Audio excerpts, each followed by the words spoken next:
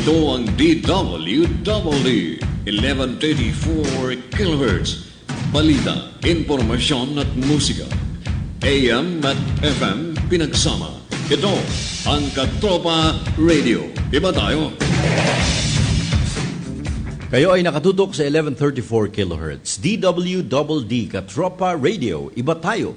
Kami po ay kasapi ng KBP, kapisanan ng mga broadcaster ng Pilipinas.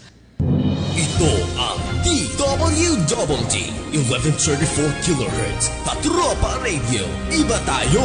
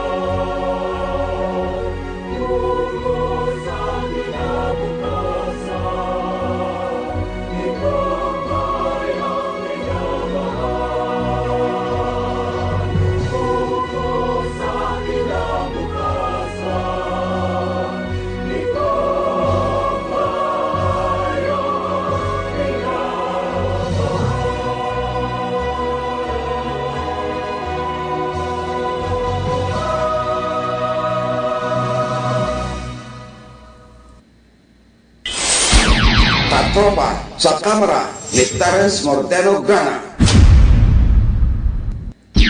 Si Terencius Mordeno Grana, ang inyong katropa sa Kamara. Cecil po ng House of Representatives. Ugaliing makinig sa palatunto ng Katropa sa Kamara ni Katropang Terencius Mordeno Grana. Dito lamang sa nag-iisang himpilan ng Kawal ng Bayan, ang Katropa Radio. Iba tayo. Ito po si Dennis Melarpis ng House of Representatives at kayo po ay nakikinig sa ating katropa sa Kamara na si Terencius Mordeno Grana sa nag-iisang himpilan ng Kawal ng Bayan, DWDD 1134 sa inyong talapihitan. Magandang umaga po. Maria Eloisa Lomeda po lamang ng Philippine Society for Public Administration. Kayo po ay nakikinig sa palatuntunang Katropa sa Kamara ni Katropang Terencius Mordeno Grana. Dito lamang sa nag-iisang himpilan ng Kawal ng Bayan, ang Katropa Radio. Iba tayo!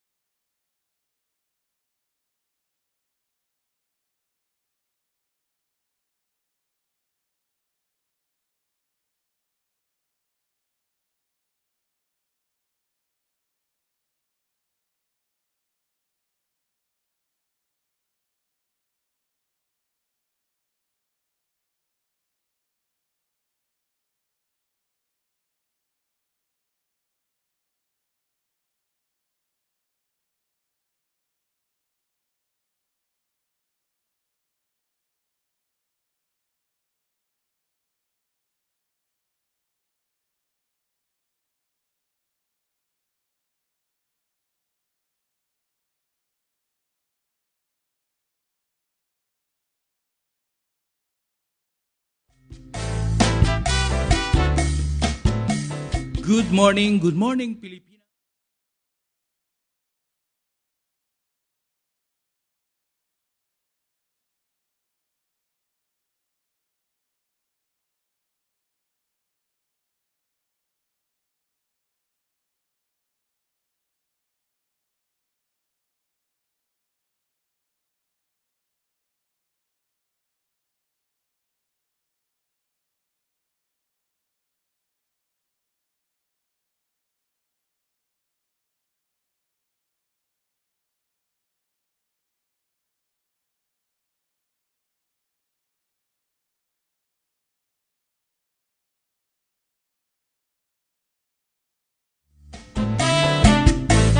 Mapia Kapipita.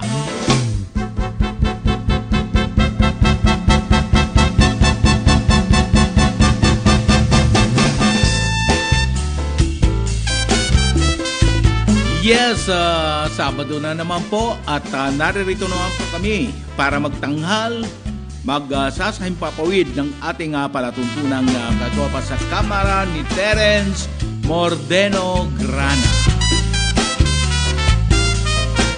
Yes, Terence Mordeno Grana po lamang ang inyong kaagapay at ang inyong gabay sa ating palatuntunan.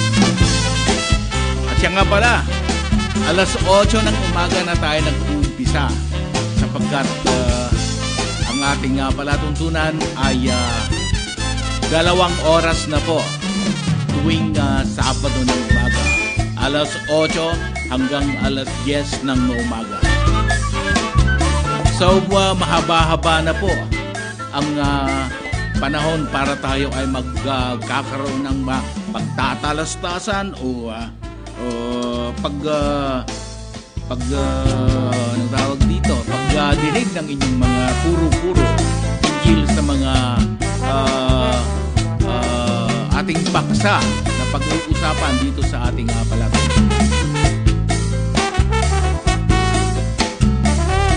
Kaya nga pala mga katropa, kung nais po ninyong makipagtalastasan o meron man po kayong mga reaksyon, suggestion o mga kuro-kuro hinggil sa ating mga paksa, nangyari po lamang ay tumawag po lamang o dili kaya ay mag-text sa mga mobile phone na aking ibibigay sa inyo. At naririto po ang mga telephone numbers. +63 916 500 8318. +63 916 500 8318. At ang isa pang phone number ay +63 905 457102. +63 905 457 7102.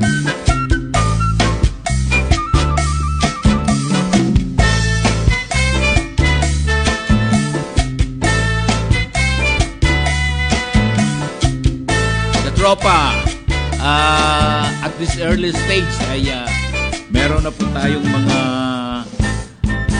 tagapakinig dito sa ating palatuntunan katropa sa kamera at tagapanood pa rin sa ating Facebook Live.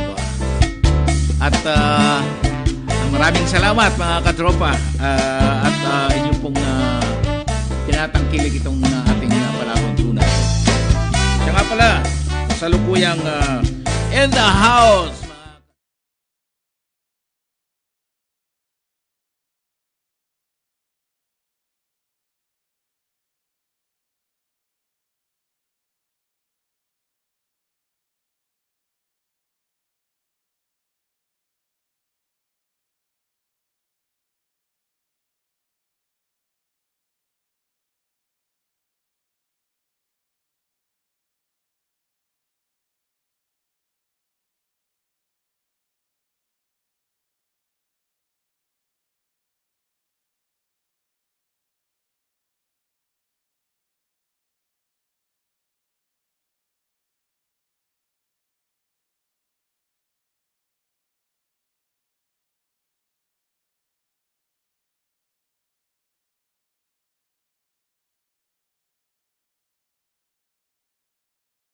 We discussed a lot of topics, especially topics with regards to the activities of our House of Representatives.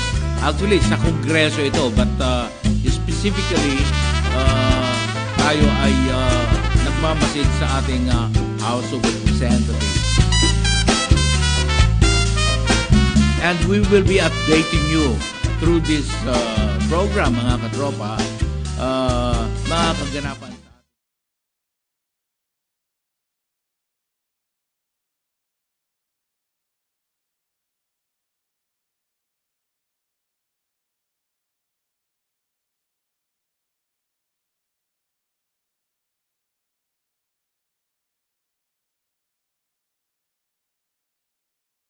Mordeno Grana ay matutunghayan eksklusibo lamang, mga katropa.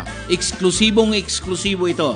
Dito lamang po sa DWDD Katropa Radio 1134 sa Talapitan.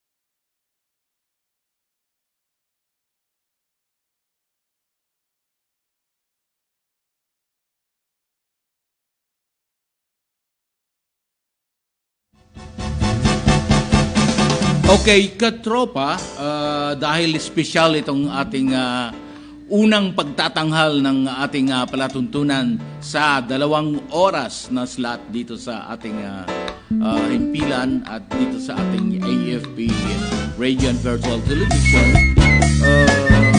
siguro marapat lamang na ako ay magbigay muna sa inyo ng mga ilang mga impormasyon hinggil sa kung papaano para for the education of everybody, kung papaano ang isang panukalang batas, papaano pinoproseso na hanggang ito ay magiging ganap na batas at permado na ng ating mahal na Pangulo. So ito ay yung tinatawag na how a bill becomes a law. So alam naman natin, mga katropa, na ang pulisiya ng ating bansa ay nakabatay sa mga pinatutupad na mga batas na napirmahan or nagiging batas na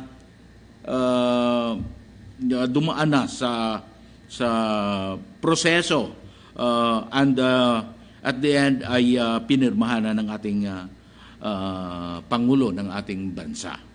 So, paumpisa ito sa preparation ng panukalang batas. Preparation of the bill. Ano?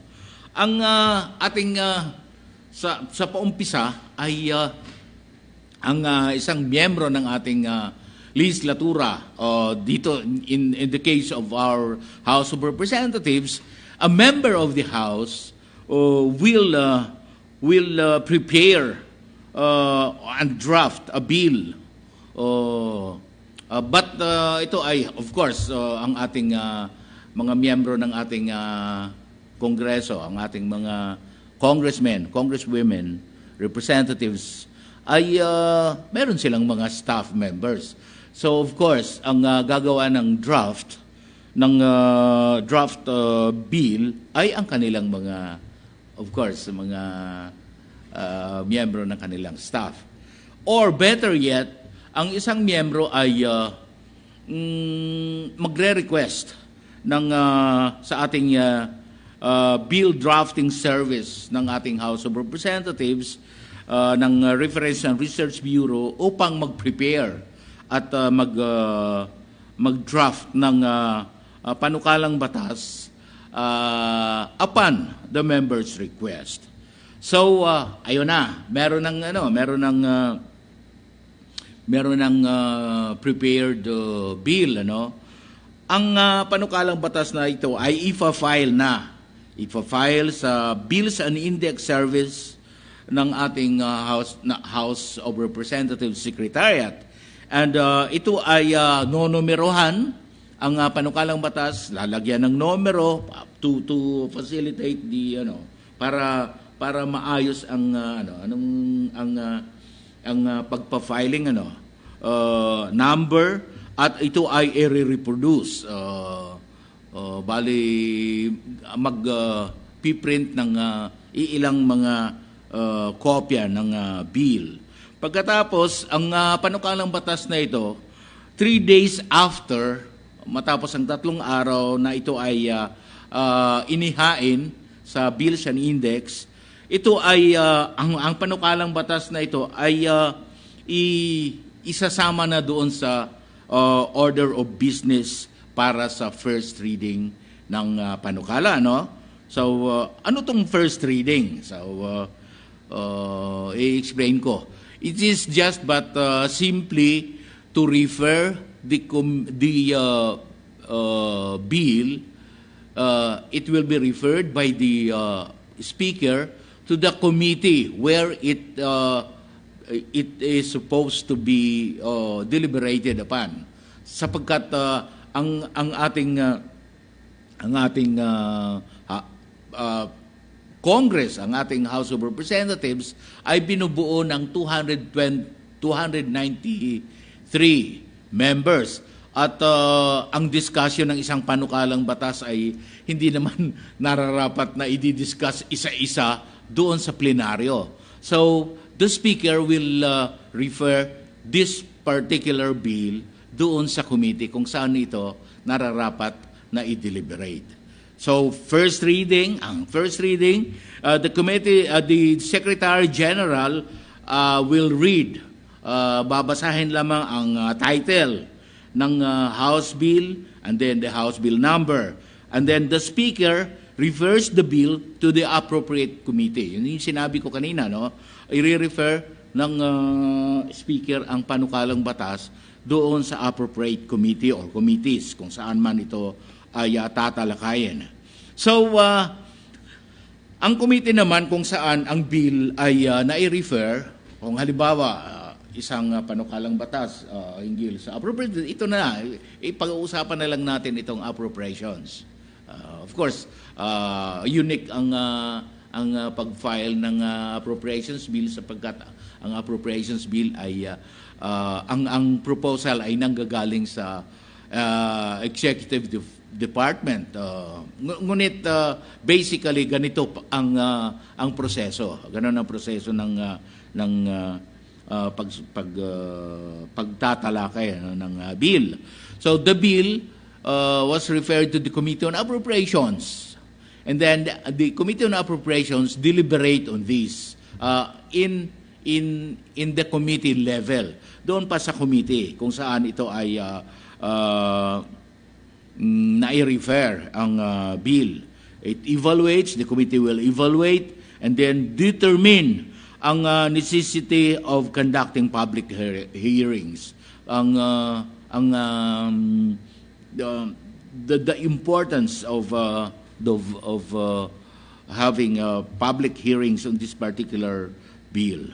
So if the committee finds it necessary, kung sa tingin ng committee ay nararapat na mag-conduct ng mga public hearings, ito ay mag-i-schedule ng hearing, at yung time nito ay talagang they have to determine, and then the committee will determine, and then the committee will issue public notices and invite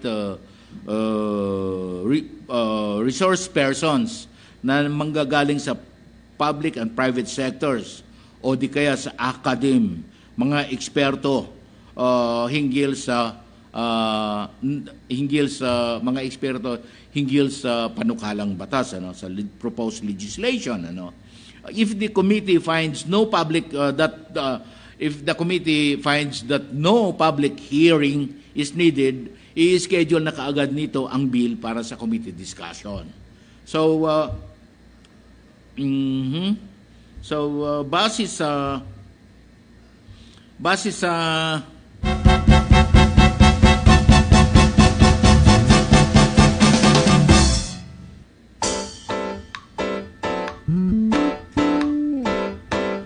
So based on the result of the public hearings or committee discussions, the committee may mag-introduce ng mga amyenda doon sa panukalang batas or i-consolidate ang mga bills na with the same subject matter.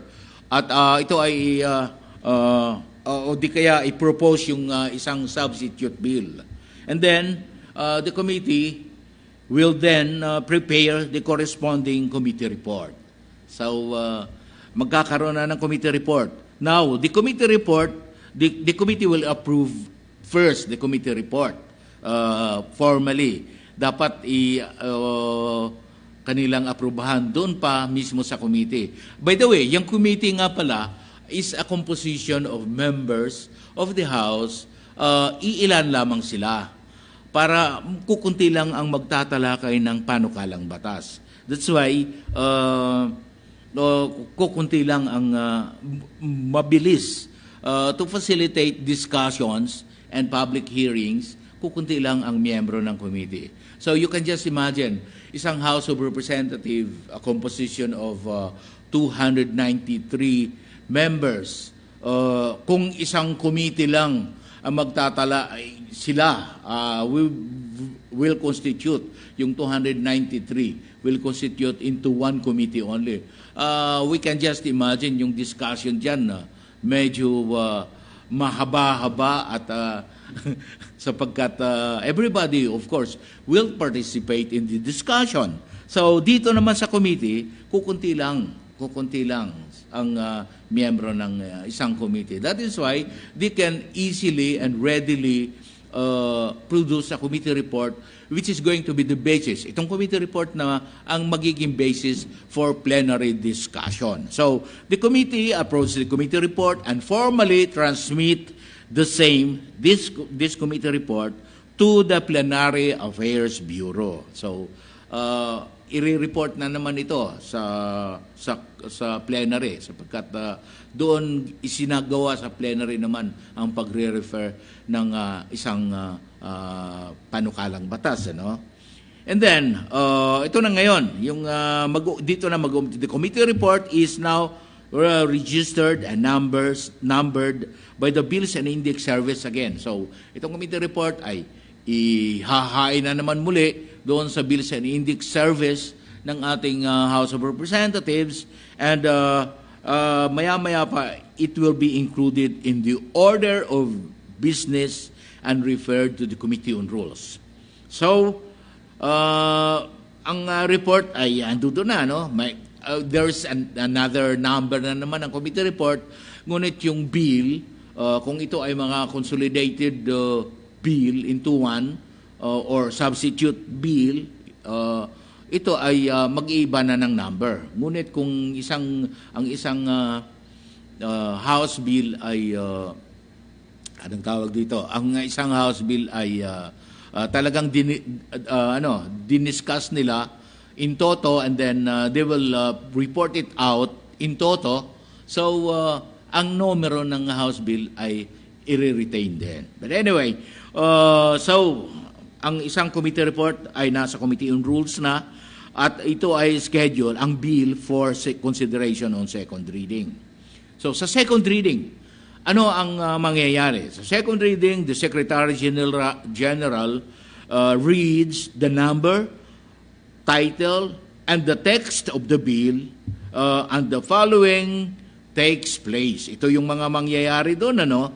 Unang-una, yung period of sponsorship and debate. Ano itong period of sponsorship and debate? So sa period na ito, simple lamang na ang chairman ng House ng committee na nagtalakay nitong panukalang batas ay magbibigay ng sponsorship. Dito niya i-introduce ang House Bill sa plenaryo na yan, by all the members of the House. Sa plenaryo, and then he will explain kung ano ang mga pros, ang mga bakit may pangangailangan na ang panukalang batas na ito ay ipasa nila.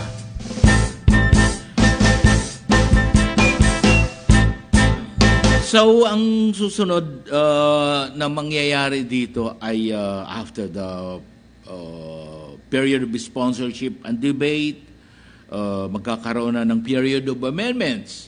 So, doon na isasagawa ang pag-aamyenda ng panukalang batas. And anybody as member of the House can propose amendment to this particular bill na tinatalakay nila sa floor. And then, ang mangyayari doon, ang susunod ay yung of course, pagboboto na. After introduction of amendments, ay pagbobotohan na nila kung nais ng House na ipasa ito on second reading or hindi. Ang mga klase ng pagboboto on second reading is, number 1, viva voce. Ano itong viva voce na tinatawag? Ito ay ang pagsasabi lamang na yes and nays. Pagka sinasabi ng speaker, those who say yes approve the bill. Those who say nay disapprove the bill. Parang gano'n lang. And then yung pangalawa is count by tellers. Yung count by tellers, talagang bibilangin kung sino-sino ang bumuboto ng yes at sino-sino ang bumuboto ng no. Another kind is yung division of the House. Division of the House or nominal voting. Pagka nominal voting, dito na sasabihin yung mga pangalan. Talagang specifically sasabihin ng isang congressman na ako ay yes. So yun ang nominal voting. So, yung susunod na phase ng ating proseso is yung approval on third reading. But before we discuss this, huwag kayong aalis at tayo ay magpapakilala ng ating himpilan. Ito ang DWDD 1134 kHz. Balita, impormasyon at musika. AM at FM pinagsama. Ito ang Katropa Radio. Iba tayo. Kayo ay nakatutok sa 1134 kHz. DWDD Katropa Radio. Iba tayo. Kami po ay kasapi ng KBP, Kapisanan ng mga Broadcaster ng Pilipinas. Sa pagkising sa umaga, ngiti ko'y masaya. Narinig sa radyo, boses ng katropa mo. Iba't ibang uri ng kwento, mapapakinggan dito. Sa Luzon, Visayas at Mindanao, pati sa buong mundo. Makinig na sa katropa, dito di ka mag-iisa. Makisaya, makibalita, makiawit sa musika. Sabay-sabay at sama-sama, tungo sa pagkakaisa. The best at bida ka dito sa Katropa Radio. Iba tayo. Ito ang DWDD 1134 kHz Katropa Radio. Iba tayo.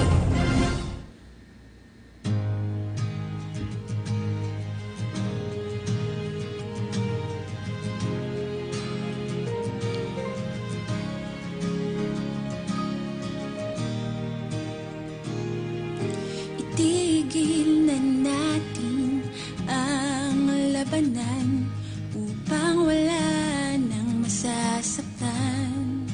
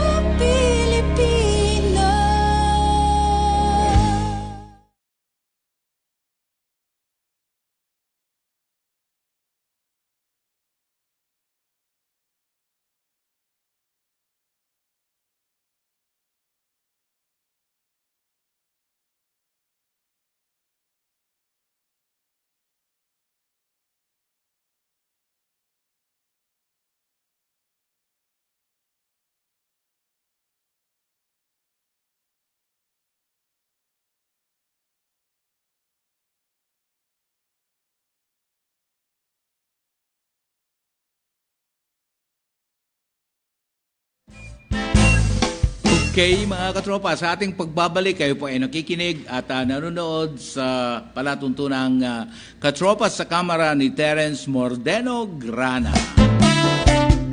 At kasalukuyang tayo ay sinasamahan ni PFC John Mark Molins. Thank you very much for assisting me. Okay.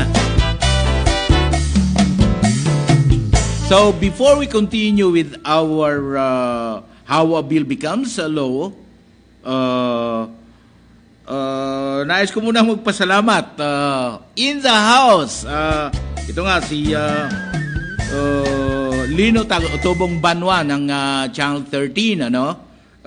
Siya ay kasalukuyang nanonood at nakikinig sa atin kasama ang kanyang misis.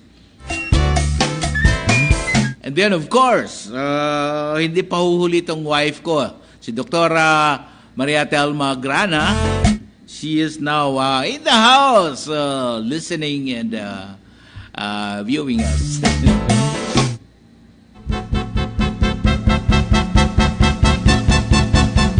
Thank you very much also to Mary Josephine Bakiran, who is also watching us.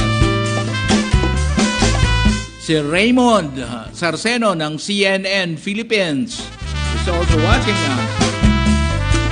Uy, ito pala, in the house, Mr. Ruben Manahan III. Pards.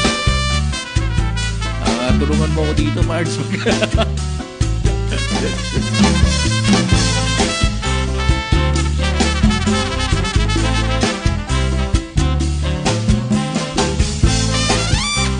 Also in the house,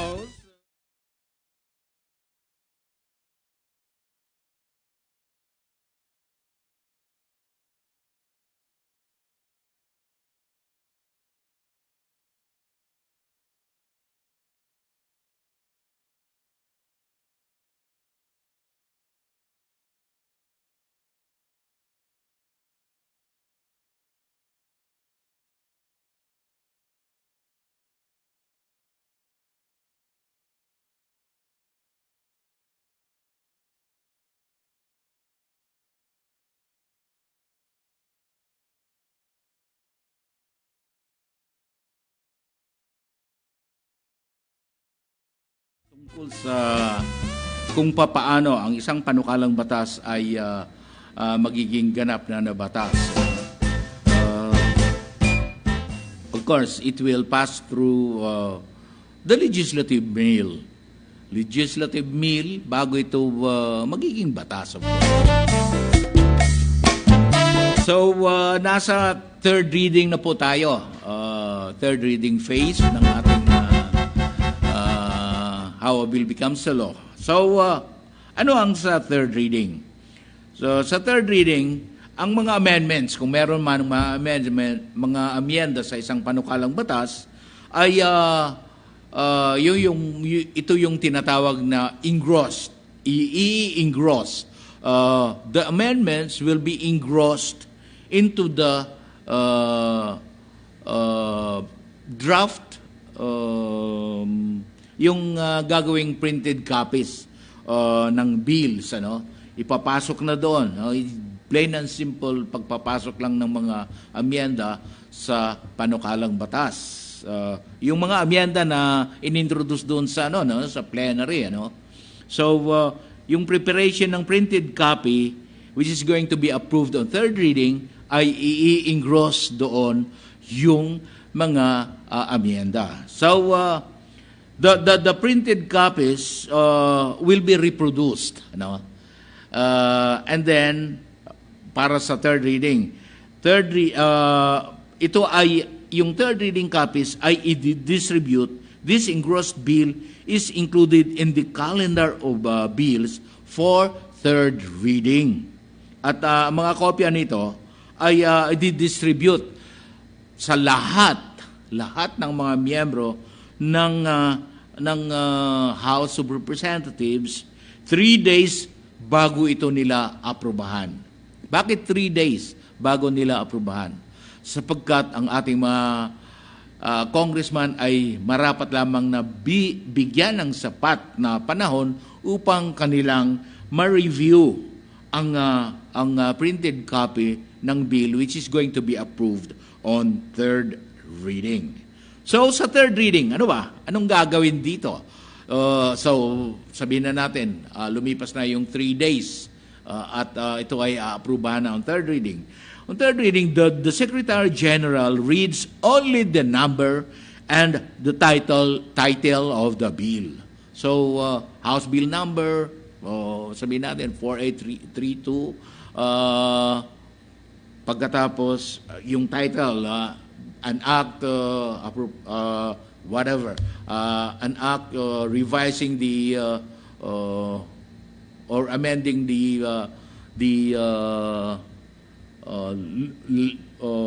labor law, halimbawa ganyan, presidential decree number so on so. So yun lang, title, yung number, House Bill number, tsaka title lang ang babasahin ng ating Secretary General. And then, pagkatapos noon ay isang roll call or nominal voting ay tatawagin at ang miyembro, isang miyembro, if he desires, is binibigyan ng 3 minutes to explain his vote. Bakit siya bumoboto ng yes or bakit siya bumoboto ng no. So, dito sa third reading, wala nang amyenda sa panukalang batas na kanilang tatanggapin. So, it's either they will approve it or disapprove it. Yung panukalang batas dito sa stage na ito. The bill is approved by an affirmative vote of a majority of the members present. Majority of the members present. Karamihan sa mga miyembro na nanduroon na present doon sa plenary. If the bill is disapproved, kung halimbawa, kung ang panukalang batas ay na-disapprove, ito ay, of course, itatransmit na lamang at i-consign doon sa archives ng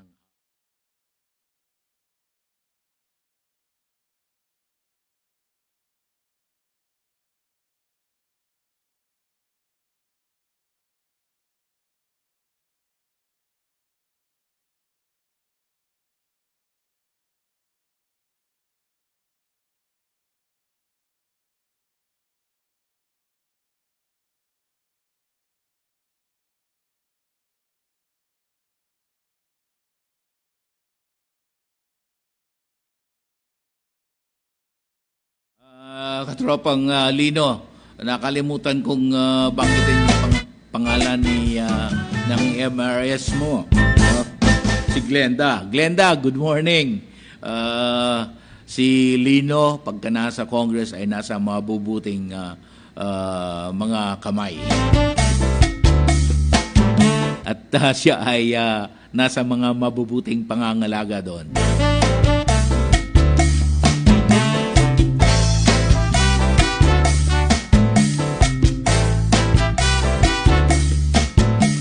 Okay, so natapos na tayo sa approval on third reading, o approval, disapproval. So, ang simple lang, kung disapproval, i-consign sa archives.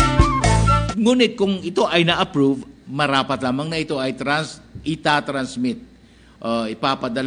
ipapasa sa Senado upang aksyonan naman nila, upang aksyonan ng Senado.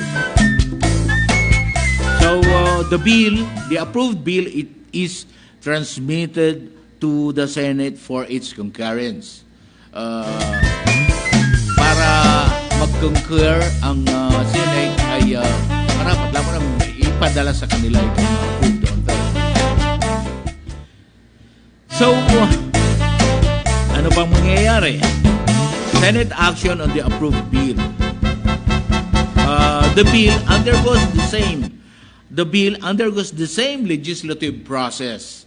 Ganon din ang mangyayari doon sa Senado, Pagkatanggap nila ng panukalang batas ng House Bill, ay ito ay i-refer mo na naman sa committee nila doon sa Senado, doon sa Senado, and then pagkatanggap ng committee, deliberate na naman ng committee. After the committee deliberates on the bill, they will come up with a committee report on this particular House bill, and then it will be included in the order of business, and then it will be calendared, and then after calendaring this bill, they will deliberate on it. It deliberates sa plenary ng Senado, and then i-approve on second reading, i-approve on third reading. And then kung halimbawa ang Senado, the plenary of the Senate introduce amendments to the House bill, ay kung halimbawa inapprove na nila ang amyenda, magkakaroon ng conference committee. Ito yung tinatawag na bicameral conference committee. Ang isang conference committee is constituted and is composed of members of each house. Sa House of Representatives, tsaka sa Senate, to settle, reconcile, or thresh out differences or disagreements on any provision of the bill. Yung provision na merong kunting halimbawa may problema at ang Senado ay may amyenda, so they will settle, reconcile, or trace out the differences or disagreements on any provision of the bill. So the conference, ang mga conference, members ng conference committee ng House tsaka members ng conference committee ng Senate are not limited to reconciling the differences in the bill, but may introduce new provisions germane to the subject, or may report out an entirely new bill on the subject. So ganun pala ang makapangyarihan ang bicameral. Maaari pala silang mag-introduce ng mga panibagong provision germane to the subject, or dili kaya ay they can report out an entirely new bill on the subject. So, ano pang mangyayari? The conference committee prepares a report to be signed by all. Dapat pipirmahan itong conference committee report, pipirmahan ng lahat ng mga conference at ng mga chairman ng conference committee. So, ganun ang mangyayari.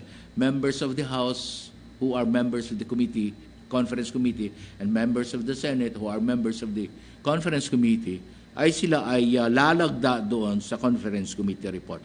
At ang conference committee report ngayon ay isasubmit for consideration and approval of both houses. Ito yung tinatawag na ratification, ratification of the bicameral report by both houses, by the House of Representatives and by the Senate. So marapat lamang na kanilang i-ratify itong sinagawa nilang conference committee report, sapagkat ito ay requirement talaga. So, transmittal of the bill to the President. Ito na ngayon. So, halimbawa, natapos na, approve na ng House, approve na ng Senado ang bicameral conference committee report, ito ay gagawa na ng enrolled copy. Ano ba enrolled copy? Itong enrolled copy, ito yung kopya na lalagdaanan ng Pangulo. So, dapat nakaayos na lahat, naipasok na lahat ng mga amyenda na nai-introduce doon sa conference committee, at ayos na at pipirmahan na muna ito. So, copies of the bill signed by the Speaker and the House of Representatives and certified by the Secretary of the Senate and the Secretary General of the House are transmitted to the President. Dito na itatransmit sa Office of the President for presidential action. So, nandoon na for presidential action na ang bill. If the bill is approved by the President, ito ay the same is assigned an RA number or Republic Act number. Republic Act number and transmitted to the House where it originated. In this case, yung naging naging example natin kanina na nag-umpisa sa House. So, nag-originate sa House ang bill. So, pagka nilagdaan na ng Pangulo ang bill and then approved na. So, ito ay ipapadala na doon to be transmitted to the House where the bill originated. So, doon na sa House of Representatives. Ngunit, if the bill is vetoed, what is vetoed? Ang veto ay pag-disapprove ng bill. Ano?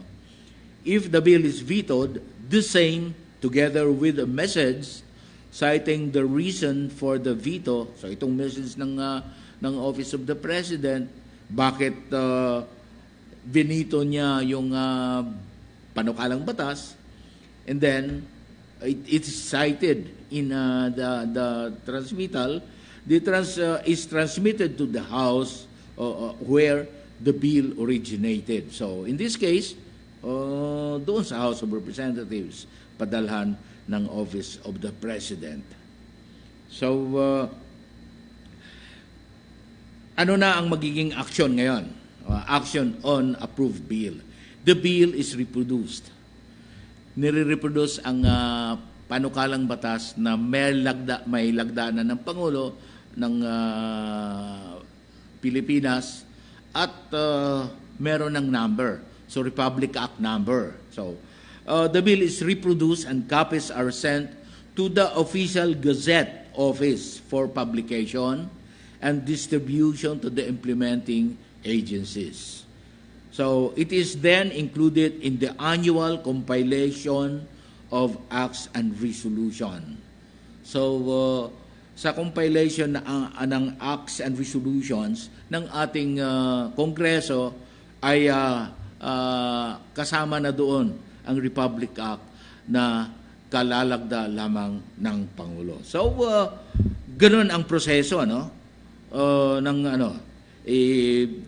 Papadala ito sa official Gazette office para for publication at distribution sa mga agencies, implementing agencies. And then, ano ang magiging action sa isang panukalang batas na dinisapprove ng Pangulo or vetoed, the vetoed bill, vetoed by the President? The message is included in the order of business. Yung mensahe ng Presidente bakit vinito niya ang panukalang batas na pinasa nila sa Office of the President.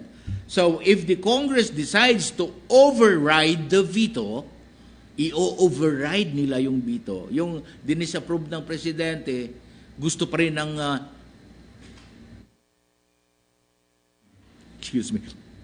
gusto pa rin ng Kongreso na ito ay i-approve pa rin kahit dinisapprove na ng Presidente. Saan ba ako? So, if the Congress decides to override the veto, the House and the Senate shall proceed separately to reconsider the bill or the vetoed items of the bill. I-reconsider nila, no? Pwede silang mag-reconsider ng mga vinito na provision sa panukalang batas. If the bill or its vetoed items is passed by a vote of 2/3. So, dalawang bahagi ng tatlo, 2/3 of the members of each house. So, sa Senado, 2/3 of the senators, of the members of Senate, and 2/3 of the members of the House ay ipinasa nila. This bill or the items shall become a law. So, ganun pala ang mangyayari. So, magiging batas pa rin kahit vinito na ng Pangulo. Okay. So, yun ang proseso ng ating pagsasabatas. Merong note dito, yung mga joint resolution na ipinasa din ng House at ng Senate, having the force and effect of a law, goes through the same process. So, ganun pa rin ang proseso kung ang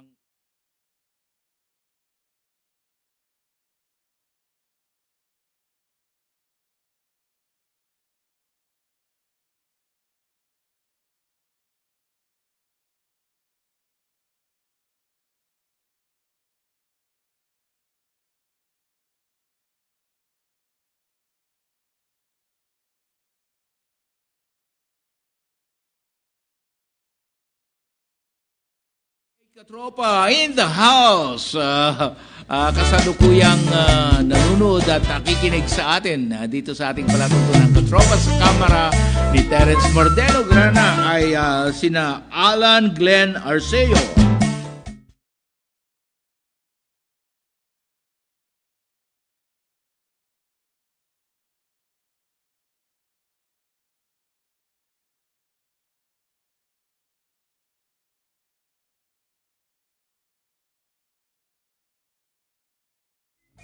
siya ay kasalukuyang nakikinig at nanonood sa atin. And then si paring Danny Gutierrez, kumpare ko to, nasa, I think he is in the States or shout out na lang.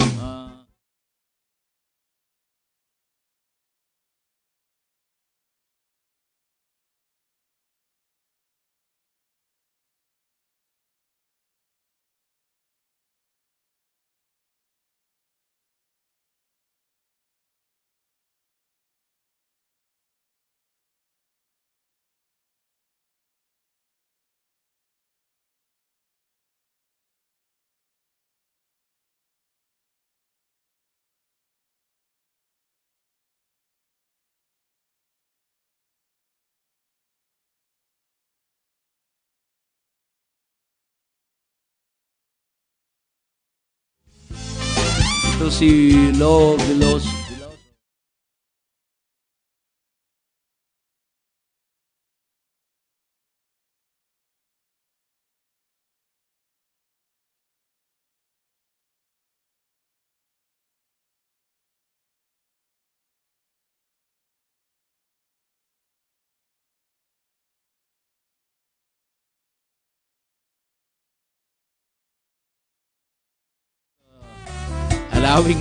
Allowing this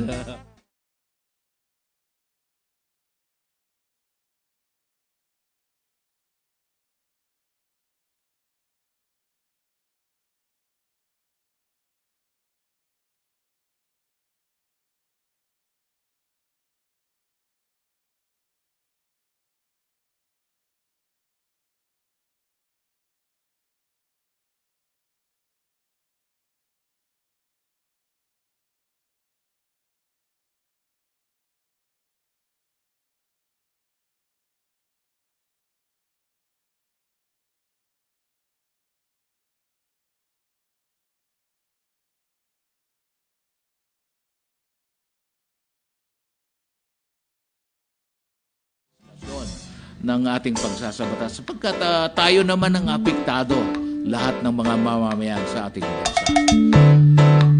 So at this point, please don't go away. I'll be right back after some station announcements. Ito ang DWDD 1134 kHz. Balita, impormasyon at musika. AM at FM pinagsama. Ito ang Katropa Radio. Iba tayo. Kayo ay nakatutok sa 1134 kHz. DWDD Katropa Radio. Iba tayo. Kami po ay kasapi ng KBP, kapisanan ng mga broadcaster ng Pilipinas. Sa pagising sa umaga, ngiti ko'y masaya. Narinig sa radyo, boses ng katropa mo. Iba't ibang uri ng kwento, mapapakinggan dito. Sa Luzon, Visayas at Mindanao, pati sa buong mundo. Makinig na sa katropa, dito ka mag-iisa. Makisaya, makibalita, makiawit sa musika. Sabay-sabay at sama-sama, tungo sa pagkakaisa. Labas at bida ka dito, sa Katropa Radio. Iba tayo. Ito ang DWDD 1134 kHz Katropa Radio. Iba tayo.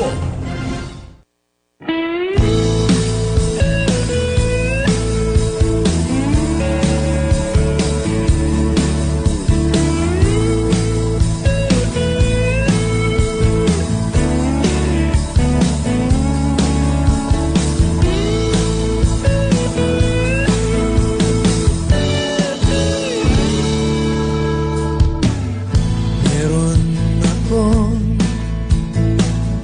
isang maganda panaginip at sana'y maganap.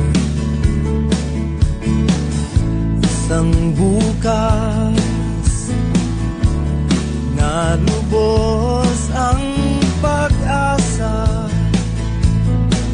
Ang mundo ay mapayapa, bawat bansa'y may pag-unawa. Mawawala ang pupot at galit, mananaig sa puso at isip ang pag-ibig.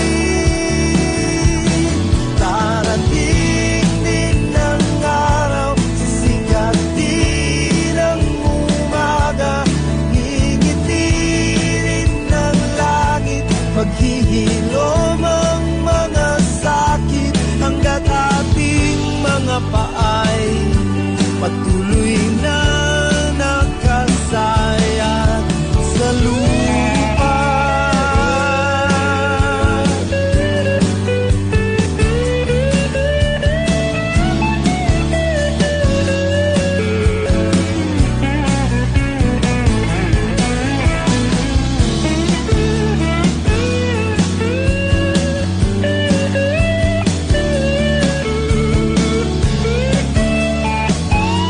At paglabas mo sa kalsada, ay ngiti ang iyong makikita. Mawawalang uot at galit, mananaig sa puso at isip ang pag-ibig.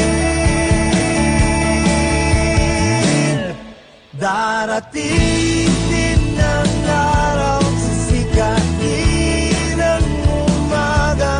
Ngingitirin ng langit, maghihilom ang mga sakit. Darating din ang araw, sisikatin ang umaga. Ngingitirin ng langit, mawawalang puot at galit. Darating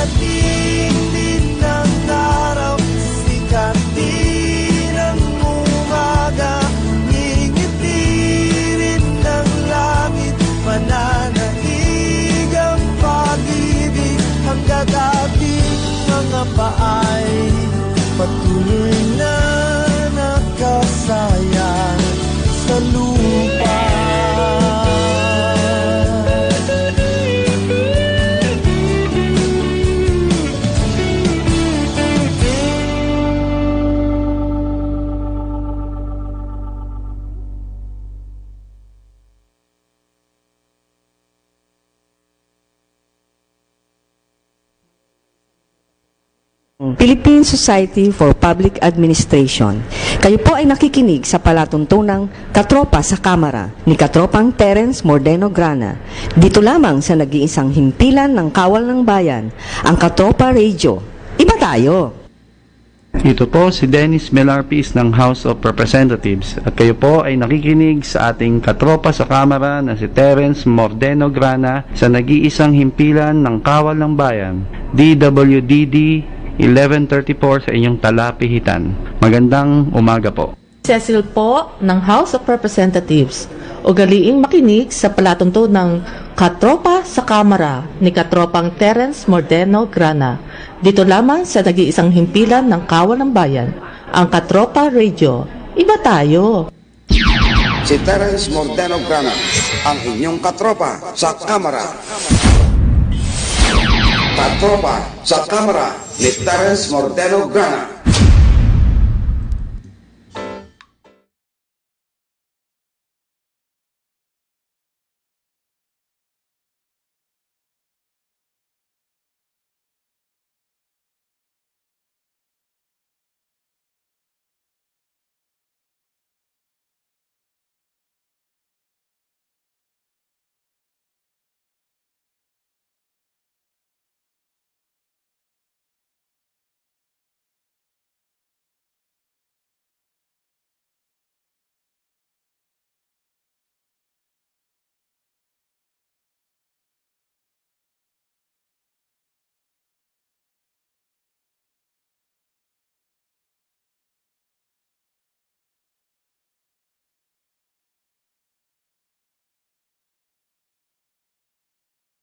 Katropa, sa ating pagbabalik, kayo po ay nakikinig sa palatuntunang Katropa sa Kamara ni Terence Mordeno Grana, dito lamang eksklusibo dito sa DWDD 1134 sa talapihitan ng inyong mga radyo at sa AFP Radio and Virtual Television.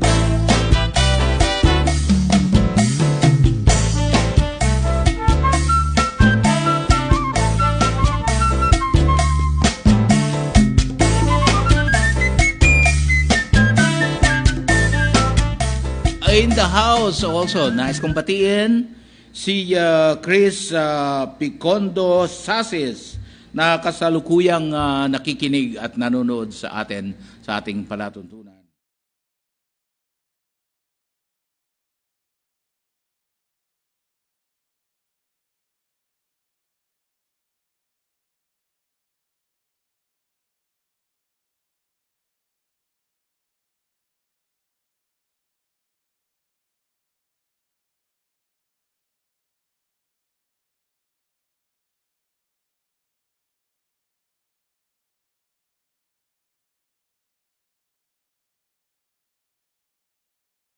Ilang mga balita sa mga kaganapan doon sa ating House of Representatives, Kongreso ng Pilipinas, sa Kamara de Representantes, and I would like to give you this particular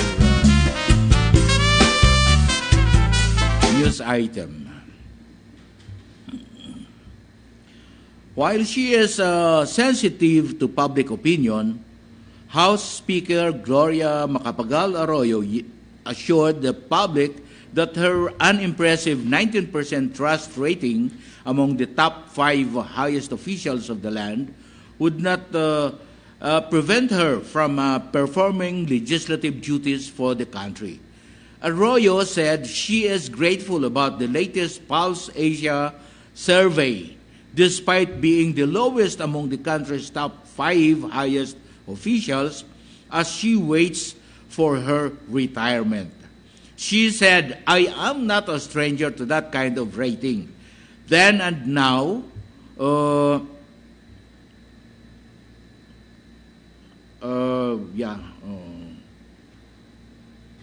then and now, of course, I am sensitive about people's feelings, but my main focus is doing my duty." House Majority Leader and Camarines Representative Rolando Nonoy Andaya Jr., who chairs the House Committee on Rules, said the House of Representatives will continue to work hard without getting affected by the drop of its approval rating. This was stressed by Andaya following the September 2018 survey of Pulse Asia showing that the House of Representatives got a lower approval rating in September with 56% from June's 66% rating. The survey, he said, encourages us to work double time, moving us to exert more time and effort in marshalling vital legislative measures. Andaya said the point of the point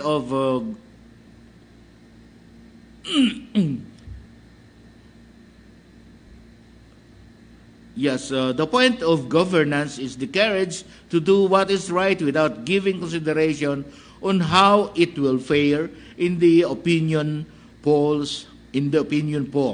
There are more important numbers in the economic indicators which we must focus on like trade numbers, deficit, the consumer price index, job figures, farm output, and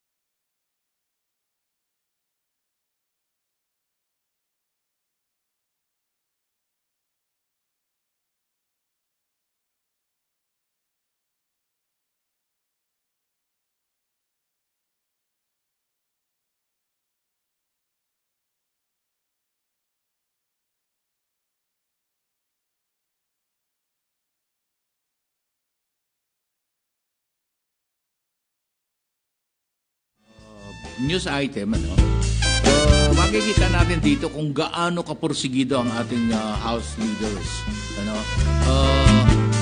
Sabi nila, kahit ano man ang magiging rating sa survey, ay hindi ito makaka-apekto sa kanilang pagpupursigi na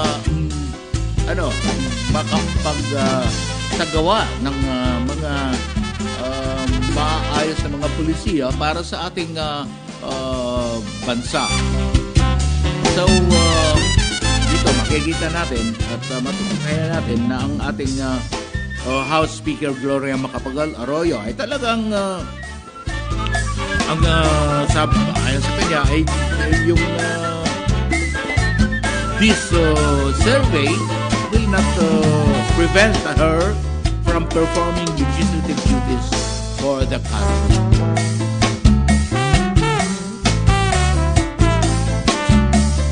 Ito nga, sabi rin ng ating butihing House Majority Leader Rolando Andaya Jr.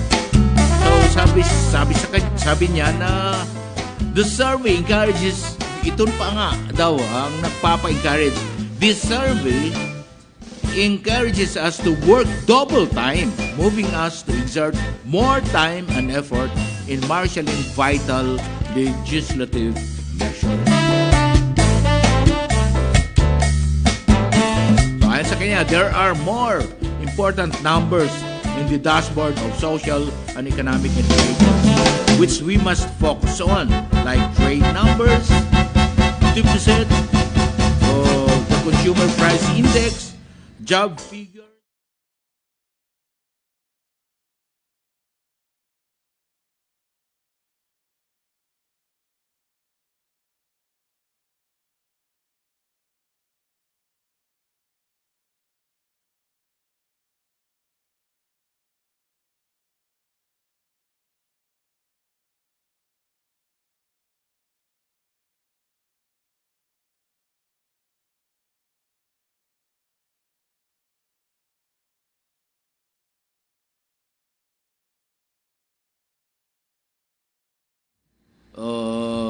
ginagawa ngayon ng ating House of Representatives at alam naman natin na kasalukuyang kanilang tinatalakay ang pagpupondo, the National Budget General Appropriations Act na kanilang tinatalakay, GAA for 2019. At alam natin na ito ay nasa plenaryo na ngayon. As reported out by the Committee of the Whole, which is chaired by House Majority Leader Rolando Andaya Jr. So, itong report na ito, ito yung tinalakay nila, yung appropriations bill. And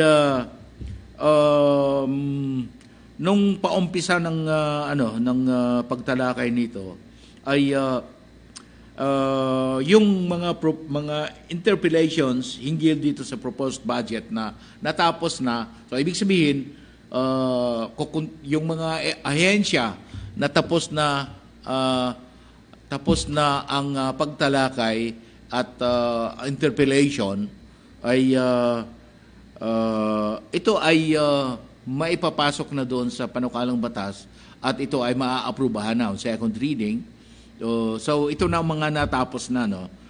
Yung paumpisa nila nung September 19 ang pinakaumpisa nilang magtalakay nito. Lahat ng mga opisina sa Legislative Executive Development Advisory Council, Anti-Money Laundering Council, Office of the Ombudsman, National Economic and Development Authority, yung sa Department of Trade and Industry, tapos na rin, Department of Social Welfare and Development, tapos yung sa Commission of the Filipino Language, National Commission for the Culture and Arts, kasama na nga dito yung National Historical Commission of the Philippines, National Library of the Philippines, National Archives of the Philippines. Pagkatapos, natalakay na rin at tapos na, natalakay yung Department of Education, Commission on Higher Education, Department of Agrarian Reform, State Universities and Colleges. And then,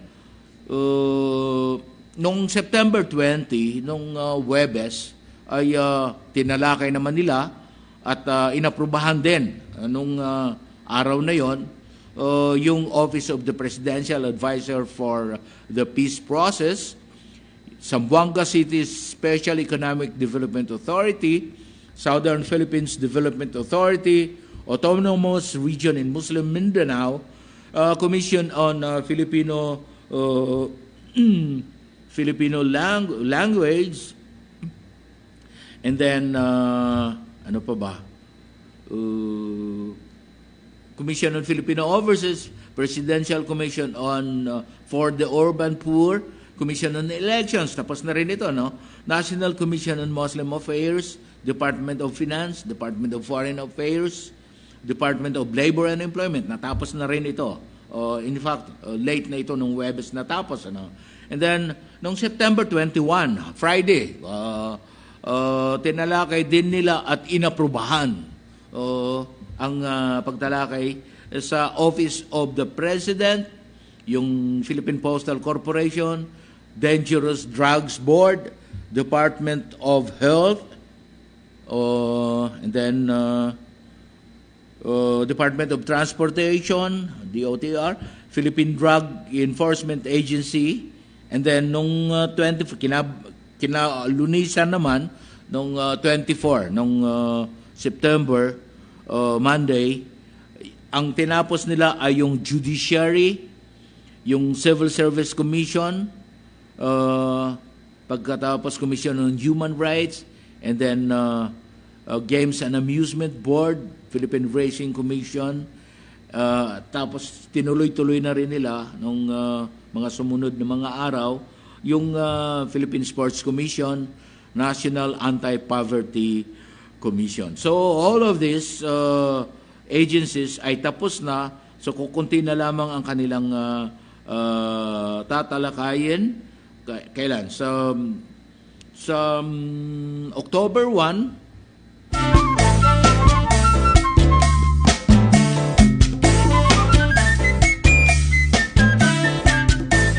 sa Lunes mag-i-start ang deliberation ng budget alas 10 ng umaga, October 1 sa Lunes, at ang paumpisahan nila yung Department of Tourism, and then susunod na yung Office of the President, and then yung mga executive offices, ibang executive offices, tapos yung budgetary support to government corporations, and then the National Department of National Defense. Dito rin, tatalakayan sa Lunes ang Department of National Defense, and then the Department of Interior and Local Government. So, October 2, ang kanilang tatalakayan, mag-uumpisa sa alas 10 ng umaga pa rin, Presidential Communications Operations Office, o PCOO, and then budgetary support for government corporations, and then the Department of Agriculture, tapos budgetary support yung National Irrigation Administration, and then Basis Conversion and Development Authority. And then, sa October 3, which is Wednesday, excuse me, hopefully, sa araw na ito ay matatapos na ang pagtalakay nila ng Department of Health, Food and Drug Administration, National Intelligence Coordinating Agency, National Security Council, at ang Public Works and Highways Department. So with this, hopefully matatapos din nila sa October 3 ang deliberation ng budget. Of course, with the budget management, with the budget and management department, yung budget nila will also be discussed. And then after that, after the discussions, after the termination of interpellations on the budgets of all the agencies, ay magkakaroon na ng debate on general principles and provisions. So, pagdidebatehan na yung general principles and provisions. Pagkatapos, presentation ng lump sum funds. Tapos, after that, yung turno in contra. Ano ba yung turno in contra? Plain and simple opposition of the bill. So, natural na yung mga oposisyon sa ating mababang kapulungan ay sila ang magpipresent ng turno in contra.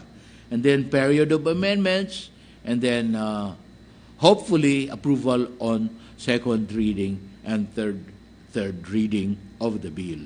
The House Bill number 8169, Fiscal Year 2019 General Appropriations Bill.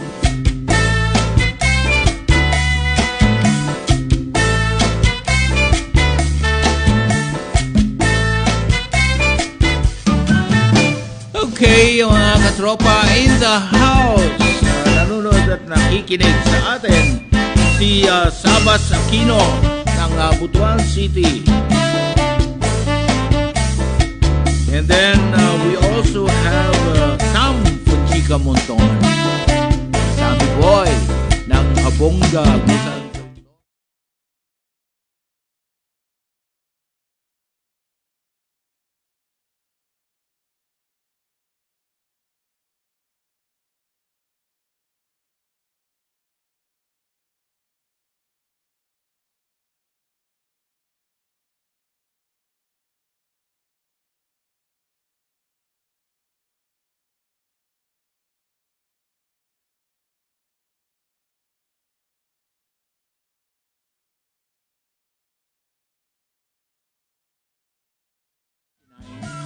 Which is the 2019 General Appropriations Bill, ay hopefully matatapos ang deliberation sa October 3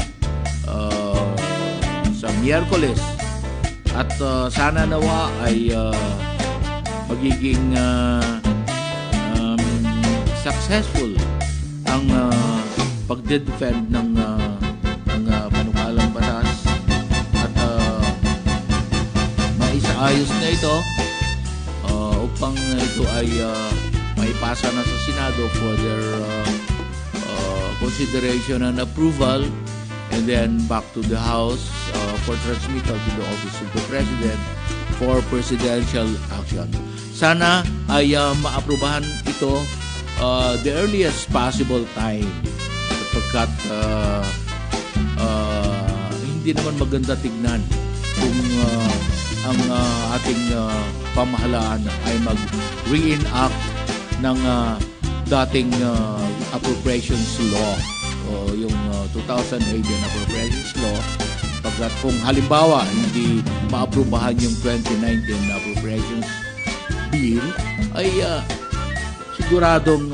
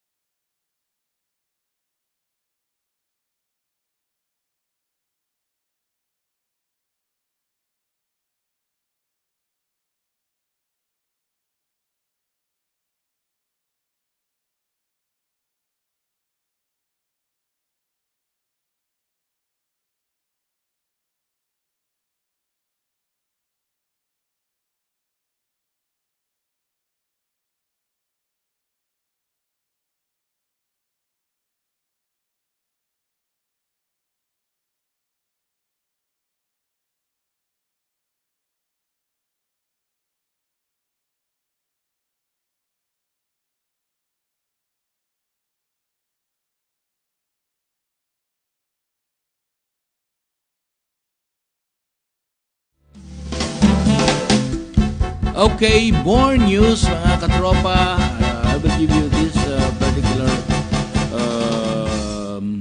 release from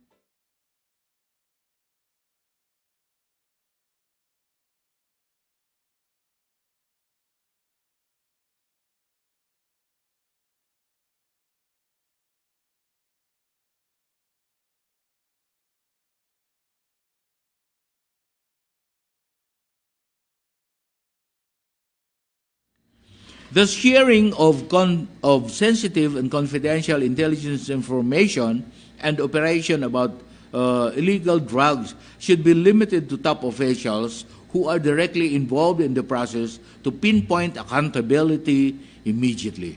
Surigao del Norte Representative Robert Ace Barbers said,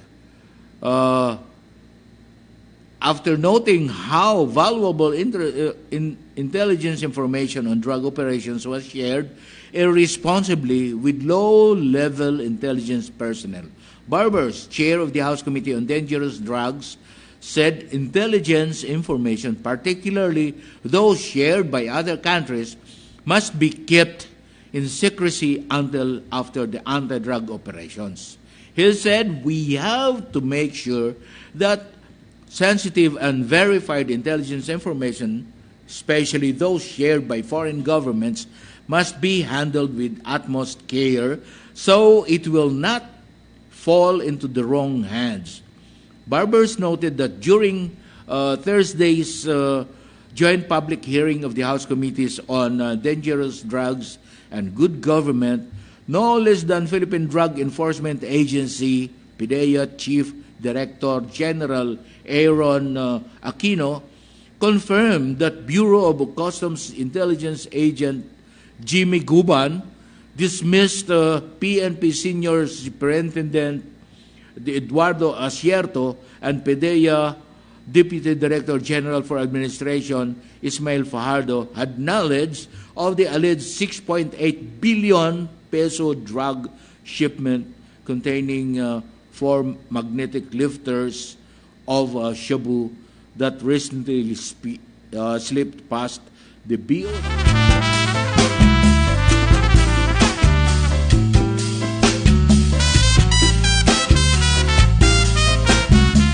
BOC Commissioner Isidro Lapena has repeatedly insisted that his office did not receive the intelligence information on the shabu shipment, which registered negative in the X-ray of the Manila International Container Port, or MICP. Asierto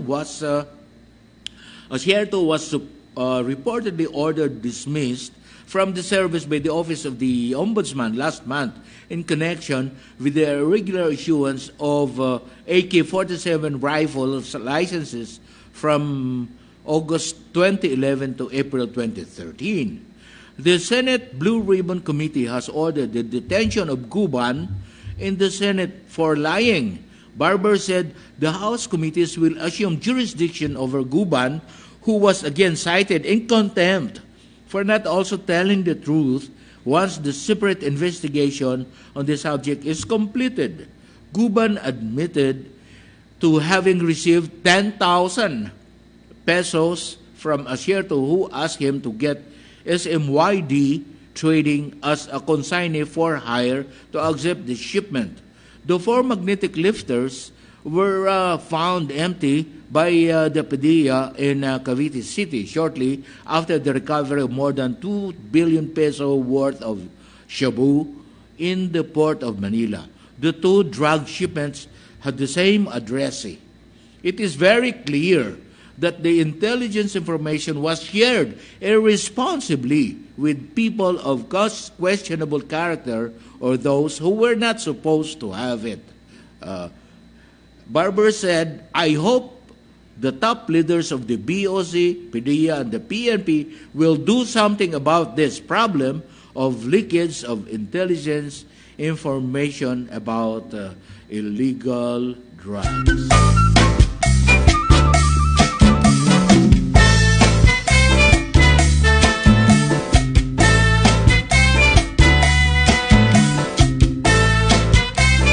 Okay mga katropa, at this point, pakinggan muna natin ang ilang mga paalaala galing sa ating himpilan. Ito ang DWDD 1134 kHz. Balita, impormasyon at musika. AM at FM pinagsama. Ito ang Katropa Radio. Iba tayo. Kayo ay nakatutok sa 1134 kHz. DWDD Katropa Radio. Iba tayo. Kami po ay kasapi ng KBP, Kapisanan ng mga Broadcaster ng Pilipinas. Sa pagising sa umaga, ngiti ko'y masaya. Narinig sa radyo, boses ng katropa mo. Iba't ibang uri ng kwento, mapapakinggan dito. Sa Luzon, Visayas at Mindanao, pati sa buong mundo. Makinig na sa katropa, dito mag-iisa. Makisaya, makibalita, makiawit sa musika. Sabay-sabay at sama-sama tungo sa pagkakaisa. The best at bida ka dito sa Katropa Radio. Iba tayo. Ito ang DWDD 1134 kHz Katropa Radio. Iba tayo.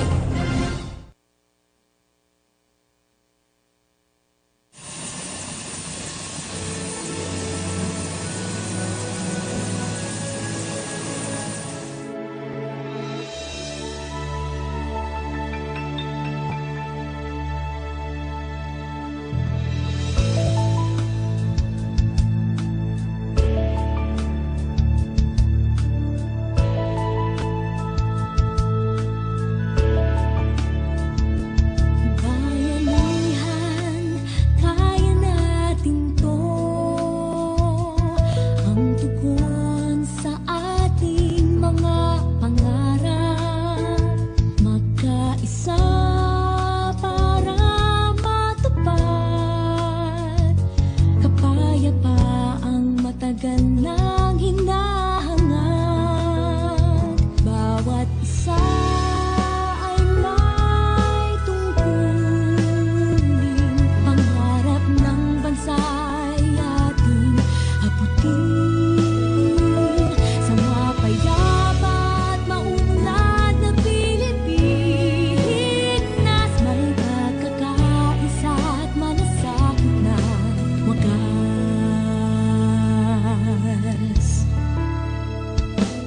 Kaibigan, iwan ang sandata. Makulay na kinabukasay abot na. Sama-sama para sa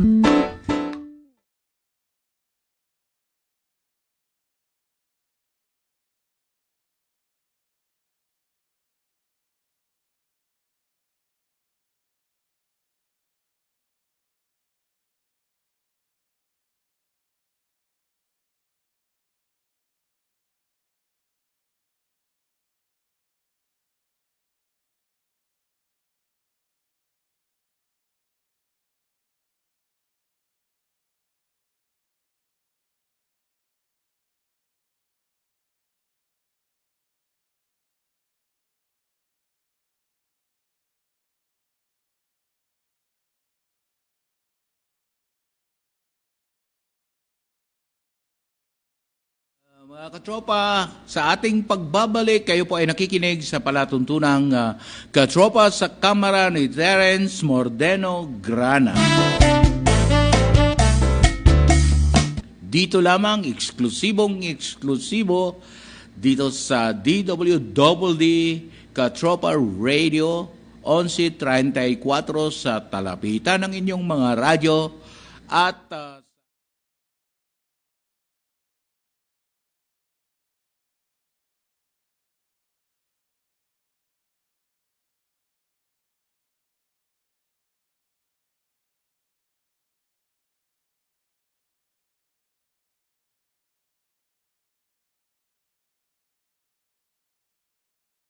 another item that I will read to you.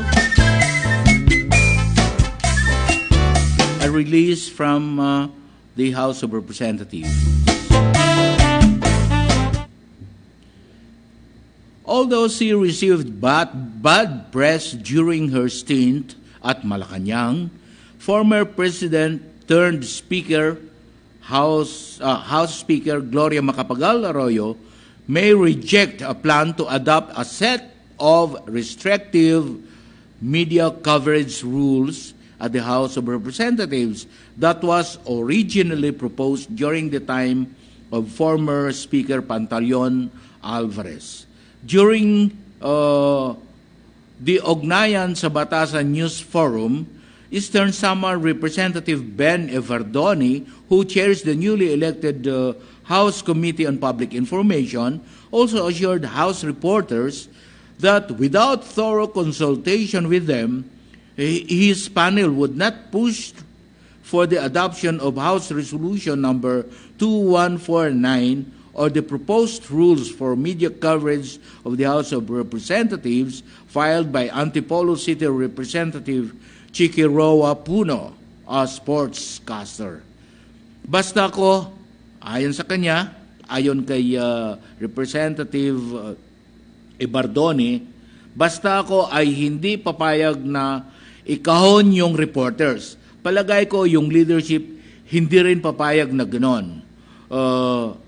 Ibardoni, a former Malaya reporter at the House of Representatives, told the forum hosted by DZMS Ed Sarto.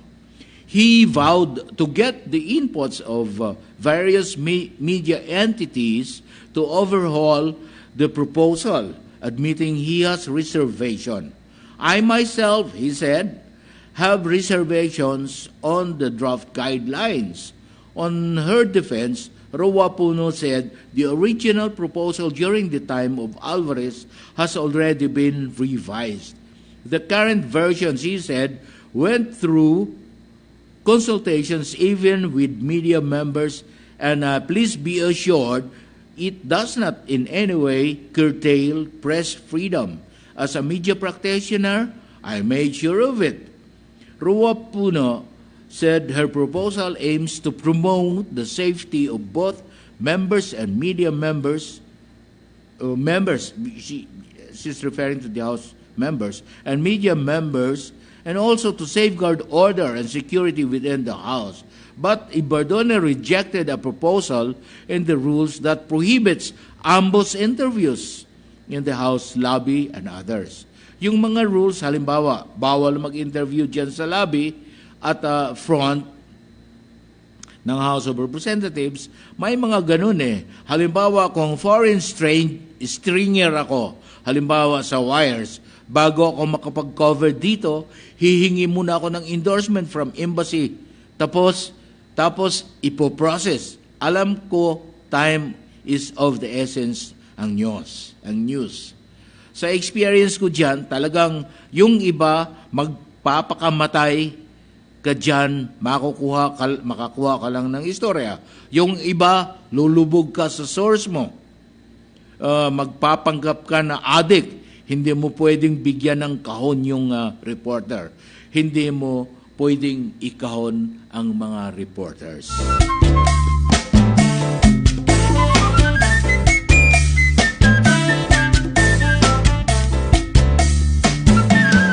Ito, lumabas itong release na ito dahil diyan sa House of Representatives merong nag-present isang resolution nga authored by Congresswoman Chiki Roa Puno ng Antipolo. Siya ay isang sports caster and siya ay nagpanukala ng Resolution 2149. Ito yung proposed rules for media coverage of the House of Representatives.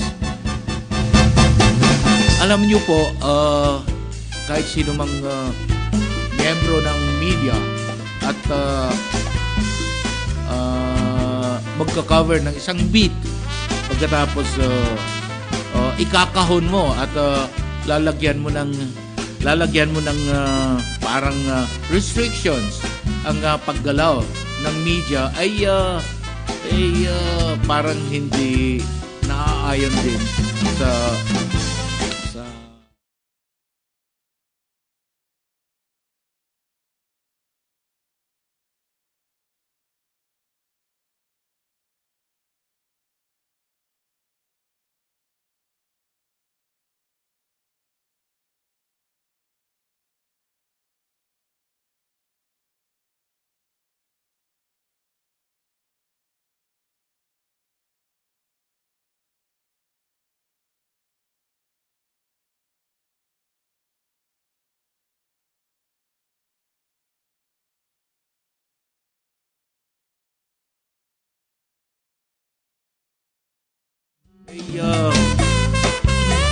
ihingi pa muna ng endorsement galing sa embassy kung saan siya nanggagaling, no? And then yung pagpoproseso ng ganyan ano tawag dito, yung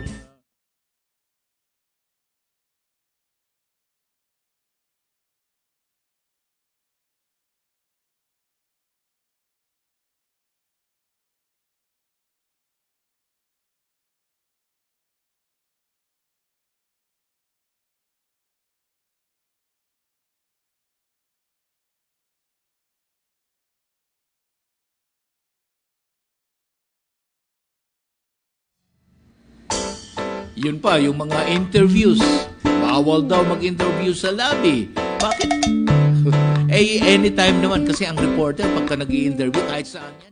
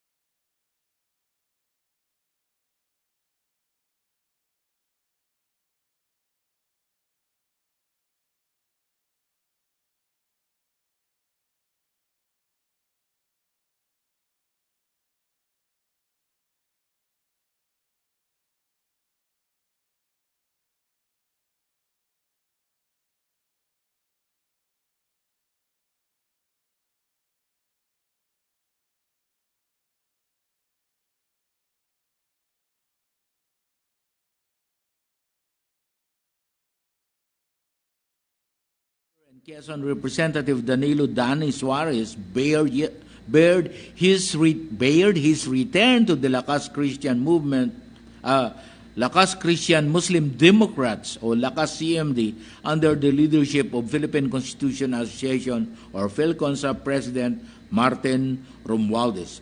During the minorities' regular weekly press conference, Suarez said, "Lakas will be Lakas again," or a formidable party as he sees the possibility of Speaker Gloria Macapagal Arroyo making a comeback to Lakas CMD and leave the Partido Demokratiko Filipino Lakas ng Bayan PDP laban.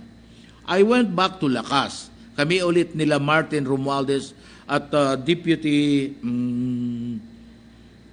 Speaker Prospero Boots Pichay of Surigao del Sur. Romualdez, the former House Independent Black leader and a 3-term congressman of Leyte, is the Lakas CMD president, while former Senator Ramon Bong Revilla Jr. is the chairman. I am not surprised if GMA will return, said Suarez, who discussed,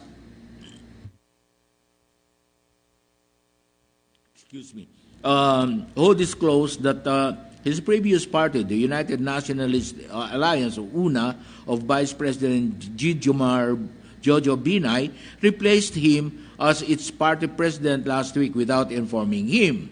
We are strengthening the party. We are asking those who left to return, Suarez said, who bared that Lakas CMD has forged an alliance with Hugpong ng Pagbabago Party, HPP, under Davao City Mayor Sara Duterte. Last week, Deputy Speaker and Sulu Representative Munir Arbison took his oath as Lakas CMD member before Romualdez and Pichay, the party Secretary General, at the Social Hall of Arroyo's office. In the same office last Monday, Pichay and Lakas CMD Region 8 Chairperson and later Representative Yeda Marie Romualdez, who chairs the House Committee on Accounts, also administer the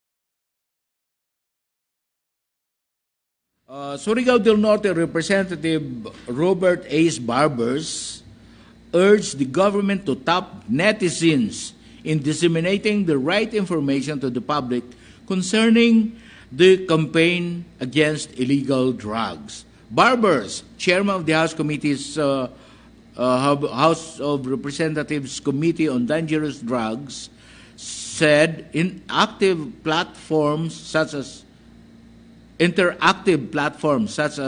Facebook, Instagram, and Twitter had become essential sources of information by the public, particularly millennials or those aged 16 to 30. He said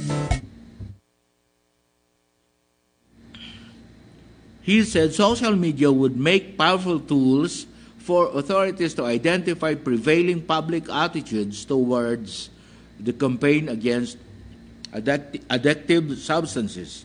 Barbers further said the use of social media would make the dissemination of messages faster, convenient, and more economical as many Filipinos access the internet on their mobile phones. The Philippines topped the world regarding social media use in 2017 as the number of internet users here reached 67 million. According to a global study, Digital in 2018 report conducted by London-based consultancy, We Are Social, Filipinos spend an average of 3 hours and 57 minutes a day on social media sites, mainly Facebook. Another 10 million Filipinos were hooked on Instagram, which is also owned by Facebook.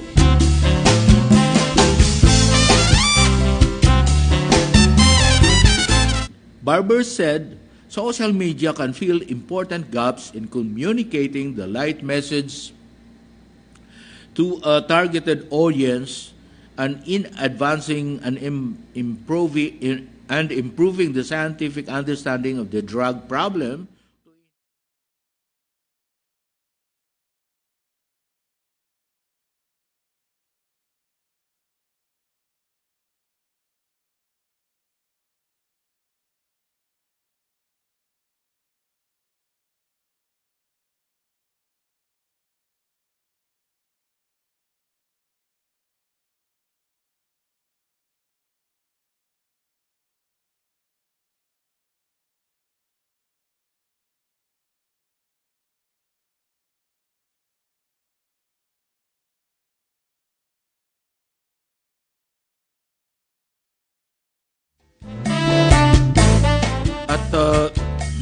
course, tayo, in fact, mga Filipino ay talagang tayo ay napag-alamang malakas gumamit ng mga Facebook, mga ganyan, Instagram, Twitters, yung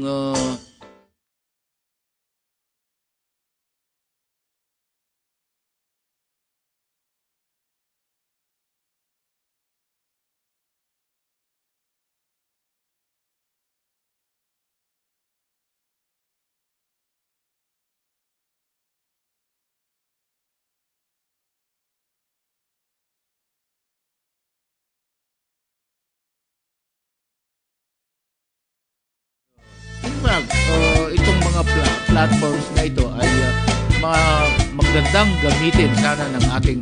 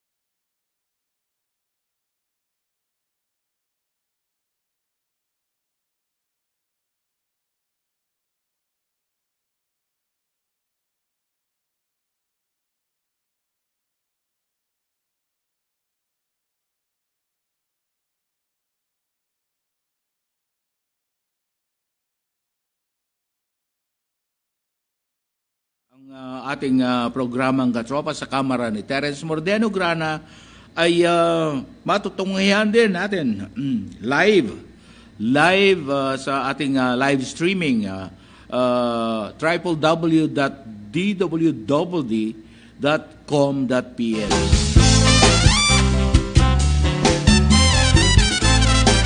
At tayo naman ay matutunghayan din sa Facebook Live sa https://www.facebook.com/DWDD1134.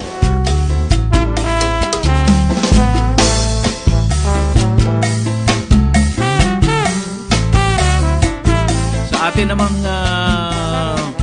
DWDD hotline para sa mga gumagamit ng smart, Sun at talk and text, i-text lamang ang DWDD space pangalan space message at isend sa 7444sa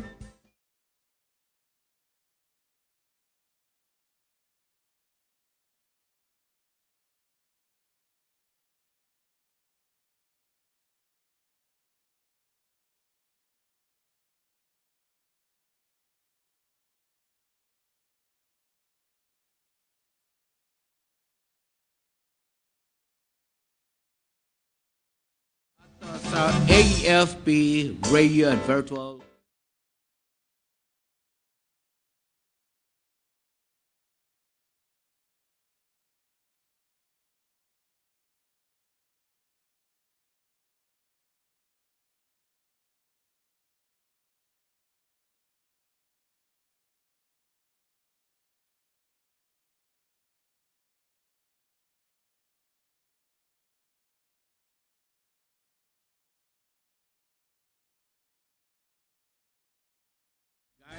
very, very good friend of mine.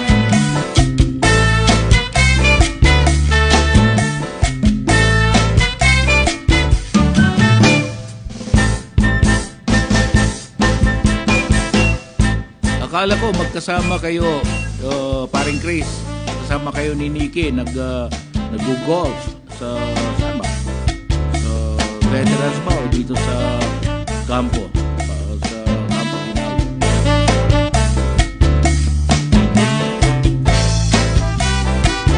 Also watching us sa Facebook Live at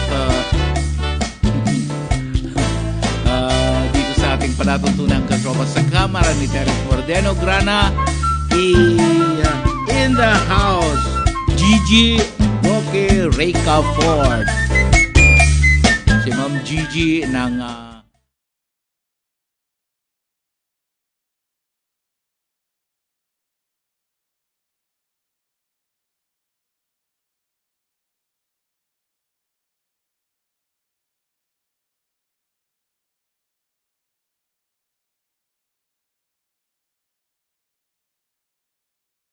kami po ay magpapaalam na pala muna pansamantala sa inyo. Maraming salamat at kami po ay inyong pinahintulutang pumasok sa inyong mga tahanan sa pamamagitan ng ating palatuntunang Katropa sa Kamara ni Terencius Mordeno, Grana. At daghang salamat po sa atong mga kaigalang mga Bisaya nga naminaw, kanato karungtap na. Ito bang inyong lingkod, kini ang inyong kabos nga sulubuhon, Terencius Mordeno, Grana, sa ngalan ng lahat ng mga bumubuo ng production staff sa ating palatuntunan. Ako po ay nagsasabing pagpalain sana tayo lahat ng ating Panginoong may kapal. God bless us all at purihin ang ating Panginoon. Ito ang DWDD 1134 kHz. Balita, impormasyon at musika. AM at FM pinagsama. Ito ang Katropa Radio. Iba tayo. Kayo ay nakatutok sa 1134 kHz. DWDD Katropa Radio. Iba tayo. Kami po ay kasapi ng KBP, Kapisanan ng mga Broadcaster ng Pilipinas.